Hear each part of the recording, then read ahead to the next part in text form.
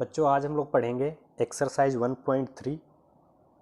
इसमें इसका पहला क्वेश्चन दिया हुआ है, कह रहे हैं prove that root 5 is irrational. इस टाइप के क्वेश्चनों को करने के लिए सबसे पहले तो रेशनल नंबर देख लेते हैं क्या होते हैं। तो रेशनल नंबर बच्चों, रेशनल नंबर वो नंबर होते हैं जो यहाँ पर क्या लिखा है, रेशियो की फॉर्म में होते हैं। मतलब जो नंबर a/b की फॉर्म में लिखे जा सके वो क्या होंगे, हमारे रेशनल नंबर होंगे।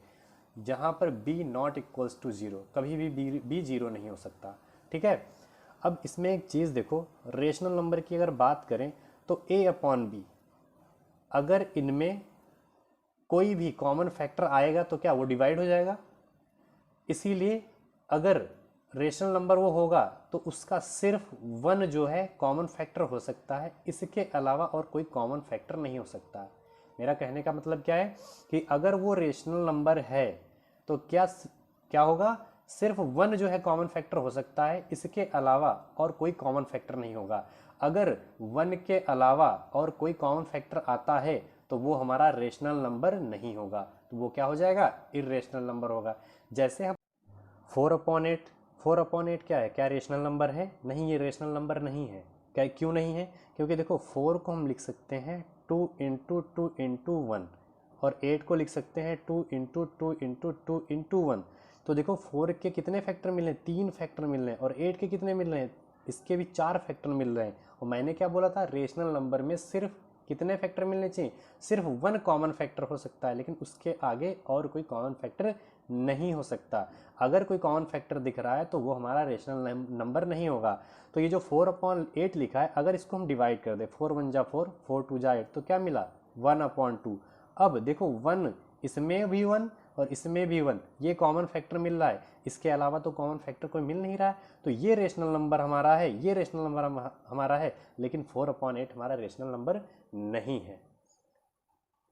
अब हम लोग क्वेश्चन देखते हैं। क्वेश्चन फर्स्ट दिया हुआ है, prove that root 5 is irrational number. देखते हैं इस क्वेश्चन को कैसे करेंगे। तो बच्चों क्वेश्चन में देखते हैं, क्वेश्चन ऐसे क्वेश्चनों को करने के लिए सबसे पहले तो हम क्या करेंगे, जो भी नंबर दिया होगा उसको हम रेशनल कंसीडर कर लेंगे और उसको सॉल्व करेंगे। ठीक है। तो रूट 5 उन्होंने कहा था ना, तो हमने रूट 5 को सबसे पहले क्या किया, रेशनल नंबर मान लिया। जब हमने रूट 5 को रेशनल नंबर माना तो हम रूट 5 को लिख सकते हैं a/b की फॉर्म में।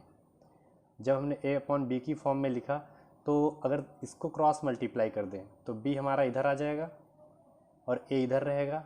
अब क्या करेंगे, इसमें स्क्वायर कर लेंगे दोनों साइड। हमने स्क्वायर कर लिया। जब हमने स्क्वायर किया तो हमें क्या मिला, रूट 5b का whole square equals to a square.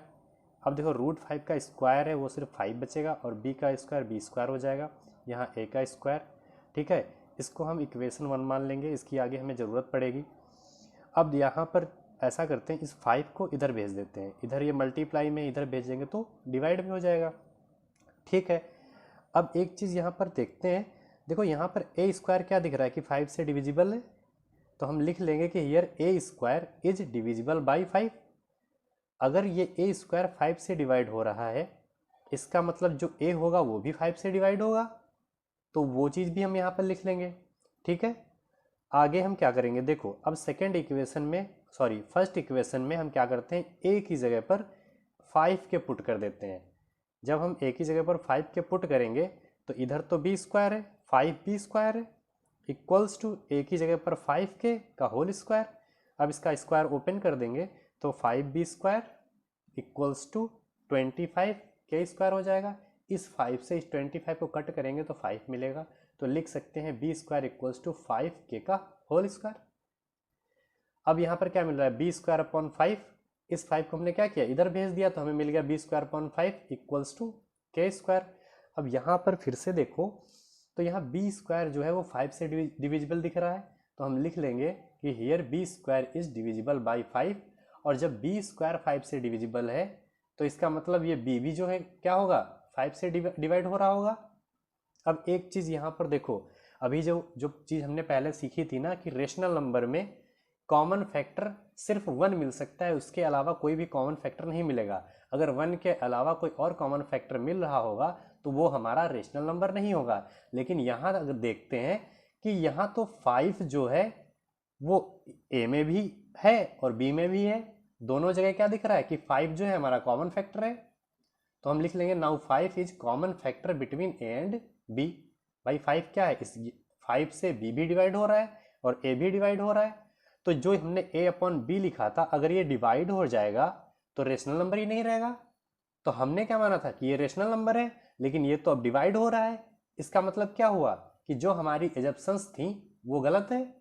हमने रेशनल नंबर माना था ना, तो मतलब ये गलत है। और जब ये रेशनल नंबर नहीं है तो ये क्या होगा, इरेशनल नंबर होगा।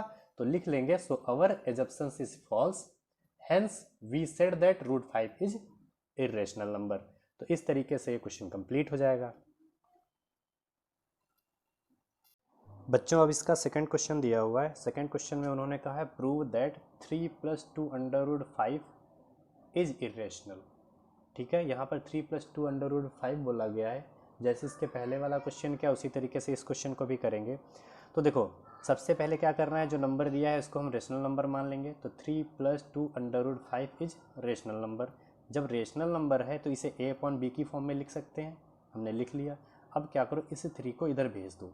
जब इस 3 को इधर भेजेंगे तो माइनस का 3 हो जाएगा। 2 रूट 5 के साथ क्या है, मल्टीप्लाई है। तो हम जब इसको इधर भेजेंगे तो क्या डिवाइड में हो जाएगा। अब अगर इस हम टर्म को देखें 1/2 ब्रैकेट ए अपॉन बी -3, तो ये कुछ रेशनल फॉर्म में दिख रहा है। और जब ये रेशनल फॉर्म में है तो इसके इक्वल में जो वैल्यू होगी वो भी क्या हो जाएगी, रेशनल फॉर्म में हो जाएगी। तो हम लोग कह सकते हैं कि here 1/2 bracket A upon B -3 B are rational number, therefore root 5 is also rational number. होगा कि नहीं होगा। लेकिन अभी इसके पहले वाले क्वेश्चन में हमने देखा था कि रूट 5 क्या था, वो तो इरेशनल नंबर था। But we know that root 5 is irrational number, ये तो हमने अभी इसके पहले क्वेश्चन में पढ़ा है। तो हमारी जो एजप्शंस थी कि ये जो 3 + 2 रूट 5 है ये रेशनल नंबर है, वो यहाँ पर फॉल्स हो जाती हैं। क्योंकि जब हमने माना कि ये हमारा रेशनल होगा, लेकिन हमने पढ़ा तो था कि ये इरेशनल हो, तो ये पूरा जो टर्म दिया हुआ है ये क्या हो जाएगा, इरेशनल नंबर हो जाएगा। तो हम लोग लिख लेंगे हेंस आवर एजप्शंस इज फॉल्स। जो हमने माना था कि ये रेशनल नंबर है तो वो रेशनल नंबर नहीं है, वो गलत साबित होता है। तो क्या होगा, जब वो रेशनल नहीं है तो हमारा इरेशनल नंबर होगा। तो लिख लेंगे therefore 3 + 2 under root 5 is irrational number. ठीक है, छोटे छोटे क्वेश्चन है, एक क्वेश्चन हर बार पेपर में जरूर आता है, तो इसको आप लोग अच्छे से पढ़ लेंगे। एक क्वेश्चन हमेशा आया है और कोई ना कोई ज़रूर आएगा आगे भी। तो जैसे अंडर रूट 5 है, अंडर रूट 3 है, तो ये क्वेश्चन बहुत ही इंपॉर्टेंट है। कभी कभी यही क्वेश्चन आया हुआ है। और बहुत ही छोटे छोटे क्वेश्चन है, कोई बहुत बड़े नहीं है और सिंपल भी हैं। सिर्फ एक ही मेथड सब में अप्लाई होगा, वही हम हर क्वेश्चन में करते जाएंगे। और जो इसके एग्जाम्पल दिए हुए हैं वो एग्जाम्पल भी आप लोगों को पढ़ने हैं, क्योंकि वो एग्जाम्पल भी बहुत ही ज़्यादा इंपॉर्टेंट है। जिसमें से एक क्वेश्चन है अंडर रूट 3, वो अंडर रूट 3 वाला जो क्वेश्चन है वो बहुत इंपॉर्टेंट है, कई बार पूछा गया है। जैसे हमने अंडर रूट 5 वाला सीखा, सेम उसी तरीके से अंडर रूट 3 वाला भी होगा, तो उसको आप लोग खुद कर लेंगे। इसके बाद बच्चों थर्ड क्वेश्चन दिया हुआ है, कह रहे हैं prove that the following are irrational number. तो थर्ड क्वेश्चन में 3 पार्ट दिए हुए हैं। पहला पार्ट है 1/√2। पहले हमें दिखाना कि 1/√2 ये इरेशनल नंबर होगा। ठीक है, जैसे क्वेश्चन अभी कर रहे थे सेम उसी टाइप से ये क्वेश्चन भी होगा। देखते हैं। सबसे पहले let 1/√2 is a rational number. ठीक है, हम लोगों ने रेशनल नंबर माना। अगर ये रेशनल नंबर है तो इसको लिख सकते हैं ए अपॉन बी की फॉर्म में। ठीक है, अब इसका क्या करें, इसका रेसिप्रोकल निकाल देते, क्योंकि रूट 2 क्या है, नीचे हमें दिख रहा है ना। इसका रेसिप्रोकल अगर करेंगे तो रूट 2 ऊपर चला जाएगा, 1 नीचे आ जाएगा, बी ऊपर चला जाएगा और ए नीचे आ जाएगा। इसको लिख सकते हैं रूट 2 = बी अपॉन ए। अब यहाँ पर एक चीज़ देखो भाई, ए अपॉन बी रेशनल नंबर था, रेसिप्रोकल हमने निकाला तो बी अपॉन ए भी क्या है, रेशनल नंबर ही है। जब b अपॉन a एक रेशनल नंबर है तो उसके इक्वल में जो वैल्यू लिखी है वो भी एक रेशनल नंबर होगी। और अगर ये रेशनल नंबर है तो हमने क्या पढ़ा था कि अंडर रूट में जो भी वैल्यू होती है, जैसे अंडर रूट 5 हमने पढ़ा था ना, तो वो क्या था, इर्रेशनल नंबर था। उसी तरीके से रूट 2 भी क्या है, एक इर्रेशनल नंबर है। जब ये इर्रेशनल नंबर है और हमने माना है कि रेशनल नंबर है तो हमारी एजप्शंस क्या हो जाती हैं, यहाँ पर फेल हो जाती हैं, क्योंकि जब यहाँ पर b अपॉन ए क्या दिख रहा है, रेशनल नंबर, तो ये वैल्यू क्या होनी चाहिए, रेशनल नंबर होनी चाहिए। लेकिन होता क्या है कि ये रूट 2 क्या है, क्या होता है, इर्रेशनल नंबर होता है। तो हमारी एजप्शंस जो हैं वो यहाँ गलत हो जाती है, और जब एजप्शंस यहाँ गलत हो जाती है तो वो नंबर क्या हो जाता है, वो नंबर इर्रेशनल नंबर हो जाता है। तो यहाँ पर हम एक चीज़ लिख लेंगे कि since b upon a is a rational number, b upon a क्या दिख रहा है यहाँ पर, rational number, as a and b are integer. जब a और b क्या है, एक इंटीजर है, ठीक है, तो क्या होगा, वो एक रेशनल नंबर होगा। आगे therefore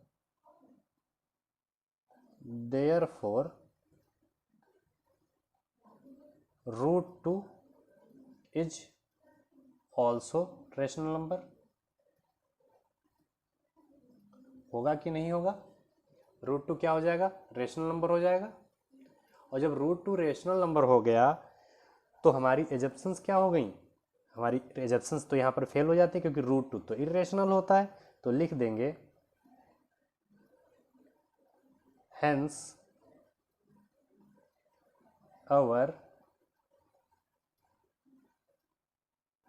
assumptions are false, so 1 upon under root 2 is a irrational number। ठीक है, तो इस तरीके से ये क्वेश्चन हो जाएगा।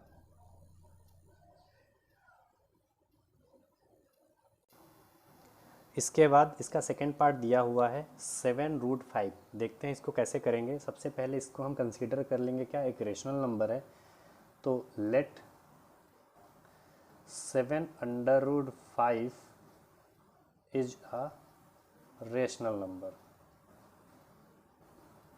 सारे क्वेश्चन एक ही तरीके से होंगे।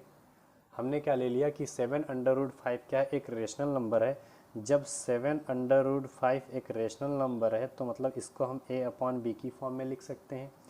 अगर a अपॉन बी की फॉर्म में यहाँ पर है तो इस 7 को क्या है, इसके साथ मल्टीप्लाई है, इसको इधर भेज देंगे तो √5 equals to a upon 7b लिख सकते हैं। इधर क्या दिख रहा है, ये तो एक रेशनल फॉर्म में दिख रहा है। अगर ये रेशनल फॉर्म में है तो इधर वाली वैल्यू भी क्या होगी, रेशनल फॉर्म में होगी।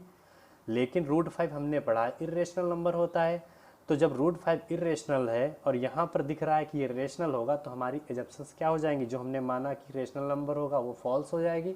और जब हमारी एजप्शंस फॉल हो जाएंगी तो हम कह सकते हैं कि जो 7√5 जो वैल्यू दिख रही है वो भी हमारी क्या होगी, इर्रेशनल नंबर होगी।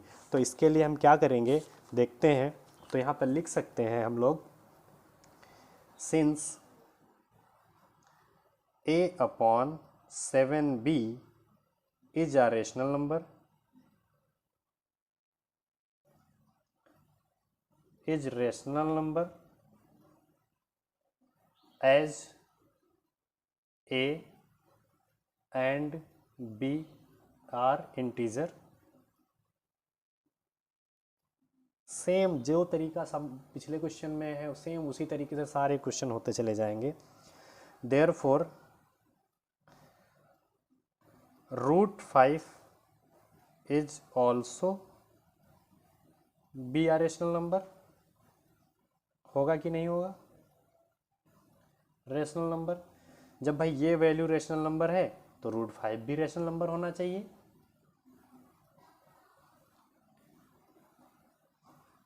ठीक है, तो यहां पर लिख सकते हैं but this contradicts to the fact that √5 is irrational. भाई ये हमने सीखा था शुरुआत में ही कि √5 क्या होगा, इरेशनल होगा। हेंस हम कह सकते हैं, hence our assumptions, hence our assumptions is false. हमारी जो एजम्पशंस हैं वो क्या हो गई, यहाँ पर फॉल्स हो गई। और जब एजम्पशंस हमारी फॉल्स हो गई तो कह सकते हैं कि जो 7/√5 है वो क्या है, रेशनल नंबर है, सॉरी इरेशनल नंबर है। Is a irrational number, irrational number. ठीक है, इस तरीके से ये क्वेश्चन कंप्लीट हो जाएगा। देखो कोई भी क्वेश्चन दिया हो, जैसे √2 है, √3 है, जिस किसी भी नंबर के साथ अगर रूट की वैल्यू आ रही है तो वो नंबर हमारा क्या हो जाएगा, वो इरेशनल ही हो जाएगा, वो रेशनल कभी नहीं हो सकता। जैसे √5 था, यहाँ 7√5 है। अभी इसके पहले क्वेश्चन किया था 3 + 2 √5 समथिंग, कुछ ऐसे ही था। ठीक है, तो ये सारे जो क्वेश्चन होंगे ये क्या होंगे, इरेशनल ही होंगे। इसके बाद इसका थर्ड पार्ट देखते हैं। थर्ड पार्ट है 6 + √2। इस क्वेश्चन को कैसे करेंगे देखते हैं। जैसे क्वेश्चन हम लोगों ने किया था ना सेकंड वाला 3 + 2 √5, सेम उसी तरीके से ये क्वेश्चन भी होगा। देखते हैं। सबसे पहले तो let 6 + √2 is a rational number, is a rational number. हमने मान लिया कि ये क्या है, एक रेशनल नंबर है। अगर ये रेशनल नंबर है तो इसको हम a/b की फॉर्म में लिख सकते हैं। अब क्या करो, इस 6 को ना उधर भेज दो, तो इधर क्या बचेगा, √2 = a/b - 6। यहाँ पर क्या दिख रहा है कि ये एक रेशनल फॉर्म में दिख रहा है, ये एक रेशनल फॉर्म में दिख रहा है। और अगर ये रेशनल फॉर्म में है तो इधर वाली भी वैल्यू भी क्या होनी चाहिए, एक रेशनल वैल्यू होनी चाहिए। तो हम लिख लेंगे यहाँ पर since a/b - 6 is a rational number, therefore √2 is also be are rational number. होना चाहिए कि नहीं होना चाहिए। जब ये रेशनल नंबर है लेकिन हमने सीखा कि √2 क्या है, इरेशनल है, तो हमारी एजम्पशंस यहाँ फेल हो जाती हैं। तो हम लोग लिख सकते हैं यहाँ पर hence our assumptions are false. जो हमने एजम्पशंस ली थी कि वो रेशनल नंबर होगा, वो यहाँ पर फॉल्स हो जाती है। therefore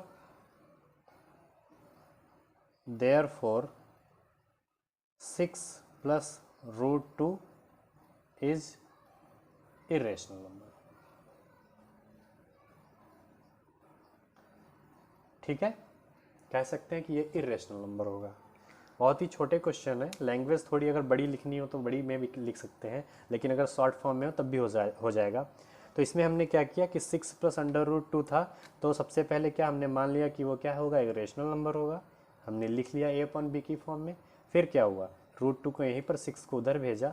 अब ये वैल्यू रेशनल फॉर्म में दिख रही है, अगर ये वैल्यू रेशनल फॉर्म में तो इधर वाली भी रेशनल फॉर्म में ही होगी। लेकिन √2 तो क्या होता है, इरेशनल होता है। तो हमारी एजम्पशंस जो थी वो क्या रेशनल नंबर थी, वो तो फॉल्स हो गई।